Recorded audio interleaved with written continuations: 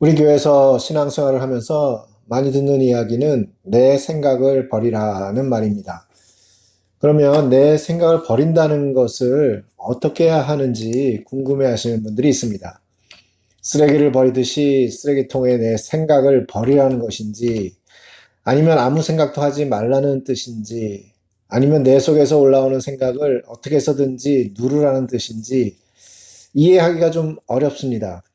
그래서 오늘은 내 생각을 버린다는 것이 무엇인지에 대해서 말씀을 나누고자 합니다. 내 생각을 버리는 것이 힘든 이유는 내 생각이 옳다고 생각하기 때문입니다. 만약에 내 생각이 틀렸다고 인정하면 내 생각을 버리는 것은 매우 쉬워집니다. 부부가 다투는 이유도 서로의 생각이 옳다고 생각하기 때문입니다. 어느 한쪽이 자기 생각이 틀렸다고 인정하지 않는 한 다툼은 끝나지 않습니다. 겉으로의 다툼은 멈췄더라도 마음속에는 아직도 자기가 옳다는 생각이 남아 있습니다. 그래서 그 다음에도 또 다시 동일한 이유로 다툼을 하게 되는 것입니다. 내가 틀렸다고 인정하면 너무도 쉽게 내 생각을 버릴 수 있지만, 내가 틀렸다고 인정하는 것이 힘들기 때문에 내 생각을 버리는 것도 힘든 것입니다. 우리가 내 생각과 하나님의 말씀을 비교할 때 인정해야 할 것은, 하나님의 말씀은 정확무오하다는 사실입니다. 아무리 내가 옳은 것 같아도 하나님의 말씀에 어긋난다면 반드시 내 생각이 잘못되었다는 사실을 인정해야 합니다. 비교하고 묵상하고 연구할 필요도 없습니다. 신속하게 내 생각을 버려야 합니다. 내가 틀렸다는 것을 인정하는 것이 힘든 또 하나의 이유는 내 생각과 하나님의 말씀이 어느 정도 비슷할 때입니다.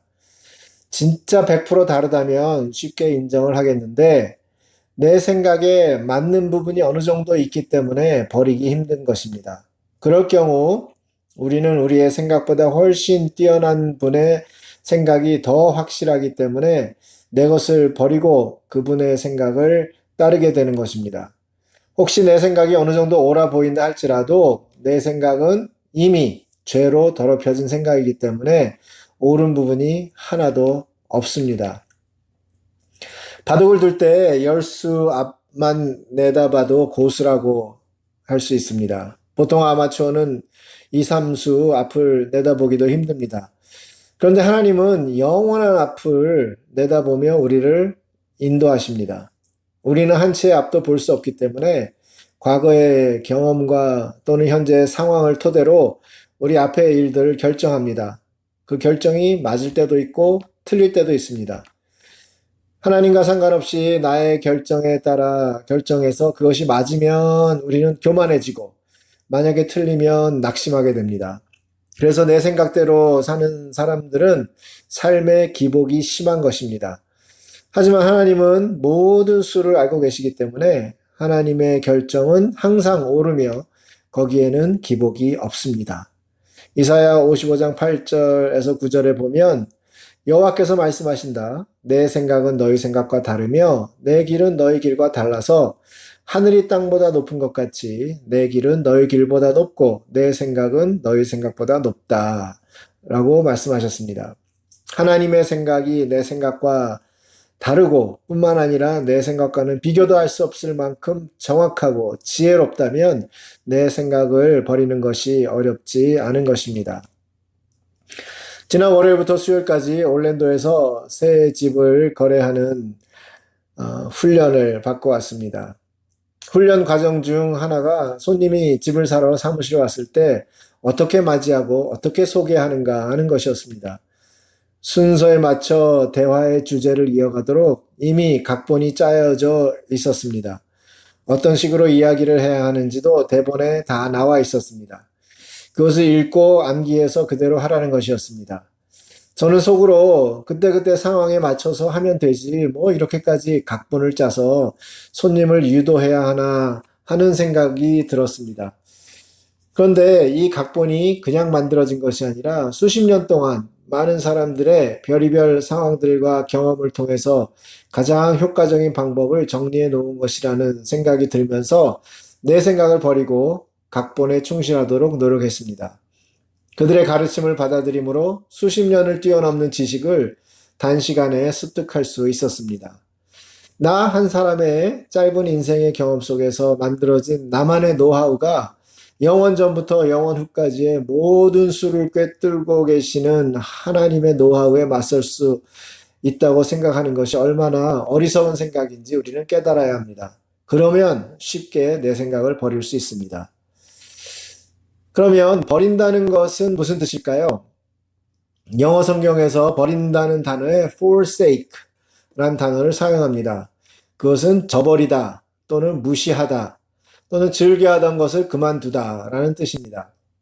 그런데 어떤 사람은 생각을 버리라고 하니까 내 생각 중에서 더러운 것을 뽑아서 쓰레기 버리듯 버려버리고 싶은 거예요. 그런데 그게 잘 안 된다고 자꾸 고민을 합니다.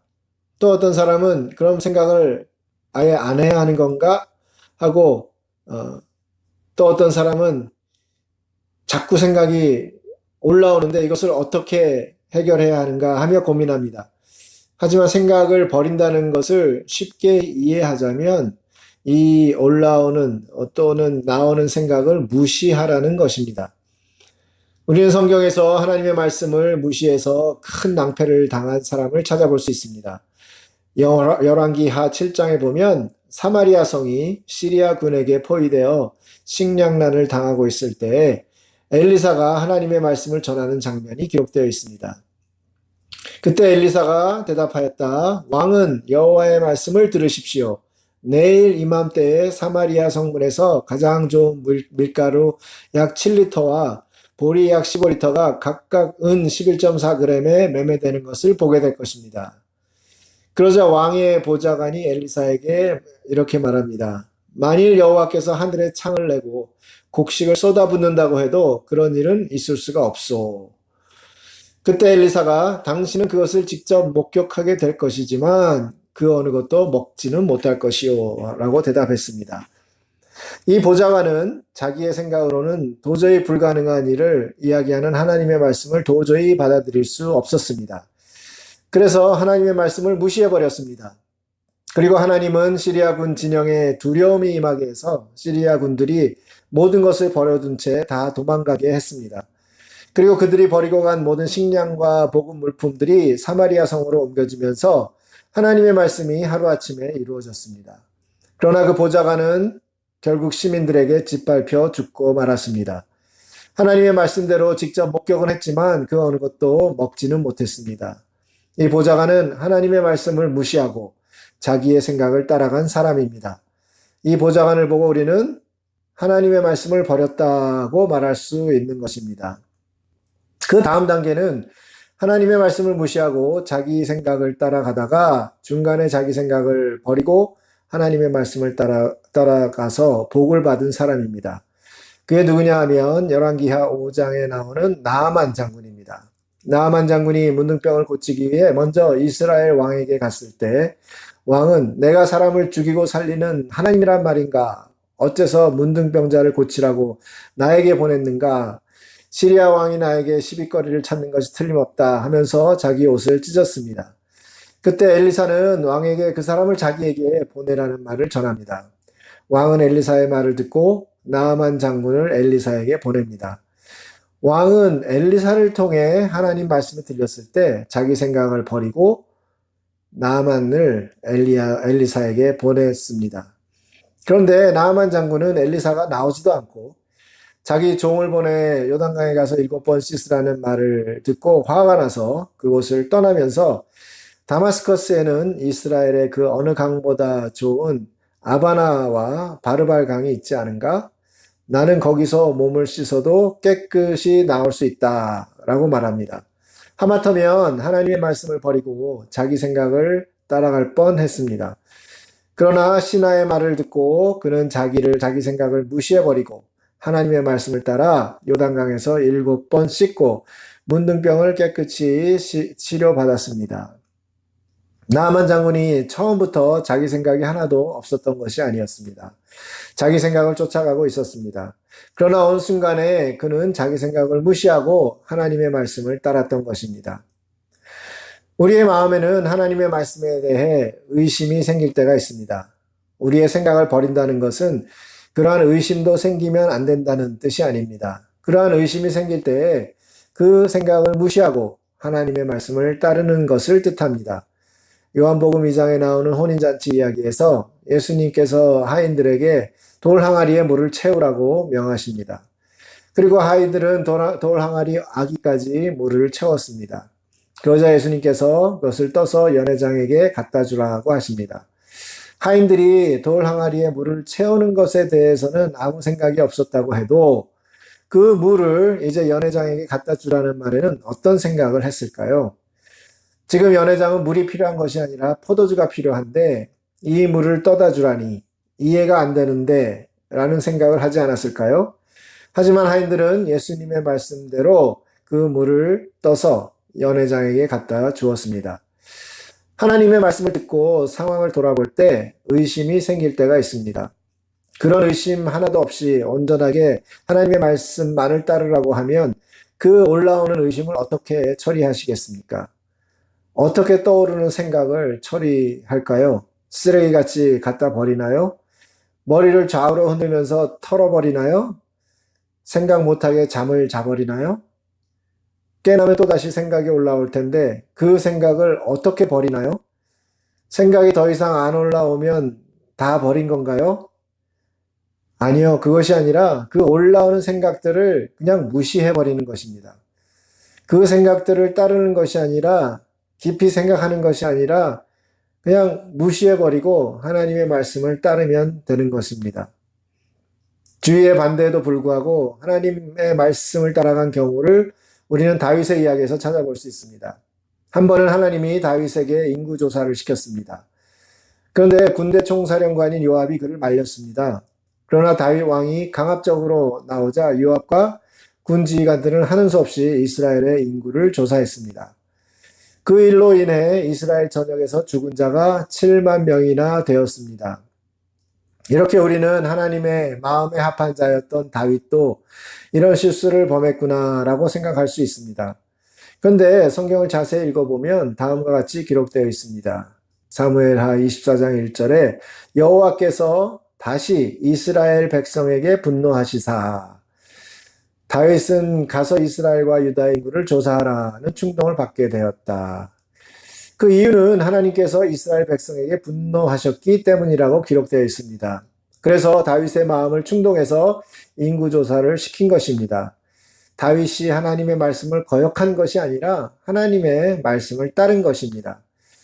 다윗은 요압이 강력하게 말렸음에도 불구하고 뜻을 꺾지 않고 인구조사를 진행합니다. 그리고 이스라엘 백성 7만 명이 죽음을 당합니다. 물론 불행한 이야기이지만 그것이 하나님의 뜻이었습니다. 만약 다윗의 자리에 요압이 있었다면 요압은 하나님의 뜻을 무시하고 자기 생각에 옳은 대로 인구조사를 진행하지 않았을 것입니다. 그리고 자기가 하는 행동이 옳았다고 생각했을 것입니다. 그러나 아무리 내가 보기에 옳아 보이는 일이라고 해도 그것이 하나님의 뜻인지 아닌지를 분명히 구별해야 합니다. 하나님의 말씀을 따르기 위해서는 내 생각을 버려야 할 뿐만 아니라 주위에서 나오는 말들도 조심해서 구별해야 합니다. 아무리 사람들이 옳다고 주장하고 또 많은 사람들이 따르는 길이거나 또 상황 자체도 옳아 보일지 모르지만 그것이 하나님의 말씀이 아니라면 무시하고 하나님의 말씀에 따라야 합니다. 사도행전에 보면 사도 바울이 아시아에서 복음을 전하려고 했던 것을 볼 수 있습니다. 그런데 성령님이 그것을 막았기 때문에 결국 빌립보에 가게 됩니다. 아시아에서 복음을 전하는 일이 잘못된 일인가요? 우리는 어디서나 복음을 전하는 것이 하나님의 뜻이 아닌가요? 그런데 사도 바울은 성령님의 음성에 예민했습니다. 복음을 전하는 것이 하나님의 뜻임이 분명한데도 사도 바울은 성령님의 인도하심에 귀를 기울이고 자기가 생각했던 아시아 지역을 포기하고 성령님이 인도하시는 빌립보로 갔습니다. 선한 일이라고 해서 내 생각대로 움직이다 보면 하나님의 계획에 어긋나는 곳으로 가게 됩니다. 그래서 우리는 항상 하나님의 뜻에 귀를 기울이고 순종해야 합니다. 오늘 사도 바울은 자신을 본받으라고 말합니다. 그리고 그렇게 본받고 사는 사람들을 지켜보라고 말합니다. 우리는 사도 바울뿐만 아니라 성경에 나오는 인물들 중에서 자기의 생각을 무시하고 하나님의 말씀을 쫓았던 믿음의 선배들을 본받아야 합니다. 다른 사람들을 본받는다는 것은 내 생각을 무시해야 한다는 뜻입니다. 내 생각이 옳다고 주장하는 사람들은 결코 다른 사람을 본받을 수 없습니다. 내가 이해되는 것만 따르는 것은 나를 믿는 것이지 다른 사람을 본받는 것이 아니라 오히려 불신입니다. 반면에 내 생각이 틀렸다는 것을 인정하고 무시해버린 사람들은 다른 사람을 본받을 수 있습니다. 내 생각대로 사는 사람들을 십자가의 원수라고 오늘 말씀은 말합니다. 그들은 자기 배부를 일과 세상적인 일만 생각합니다. 교회 다니면서도 자기와 세상 일에만 몰두한다면 성경은 그들의 마지막은 멸망이라고 말하고 있습니다. 우리는 이 세상에 속한 사람들이 아닙니다. 우리의 시민권은 하늘에 있습니다. 우리는 세상의 방법에 묶인 사람들이 아니라 하나님 나라의 방법에 속한 사람들입니다. 내 생각과 방법은 육에 속하고 세상에 속한 것입니다. 그래서 우리는 내 생각을 무시하고 하늘의 생각과 방법대로 살아야 합니다. 사도 바울도 한때 자기 생각과 자기 방법으로 열심히 살았던 사람입니다. 그런데 그가 자기의 모든 것을 배설물로 여기면서 더 이상 자기 것에 만족하지 않고 어떤 상황에서도 하늘의 것으로 만족하는 법을 배웠고 그렇게 살았습니다. 우리는 사도 바울을 비롯해서 성경의 모든 신앙의 선배들의 삶을 본받아 이 마지막 때에 다시 오실 예수님을 기다리며 내 생각을 무시해버리고 하나님의 말씀대로 살아야 합니다. 내 생각을 버린다는 것은 쓰레기 버리듯이 내다 버리는 것이 아닙니다. 쓰레기는 버려도 자꾸 생깁니다. 버리다가 시간 다 지나갑니다. 내 생각을 버리는 것은 더 이상 내 생각이 올라오지 않아야 완성되는 것도 아닙니다. 내 생각은 수시로 올라옵니다. 올라오는 생각을 막을 수 있는 사람은 없습니다. 내 생각을 버린다는 것은 나의 모든 생각이 틀렸다고 인정하고 무시하고 저버리는 것입니다. 우리가 하나님의 말씀을 듣지 않는다는 것은 하나님의 말씀을 무시한다고 말하지 않습니까? 우리가 내 생각을 따르지 않는다는 것은 곧 내 생각을 무시한다는 뜻입니다. 그러면 내 생각을 버리는 일이 그리 어려운 일이 아닌 것을 발견하게 될 것입니다. 그동안 하나님의 말씀을 무시하고 내 생각대로 살았다면 이제부터는 반대로 내 생각을 무시하고 하나님의 말씀대로 사시기 바랍니다. 우리가 성경에서 보았듯이 내 생각을 따라간 사람들은 멸망을 당했고 반면에 내 생각을 무시하고 하나님의 말씀을 듣고 순종한 사람들에게는 하나님의 은혜를 받는 것을 알 수 있습니다.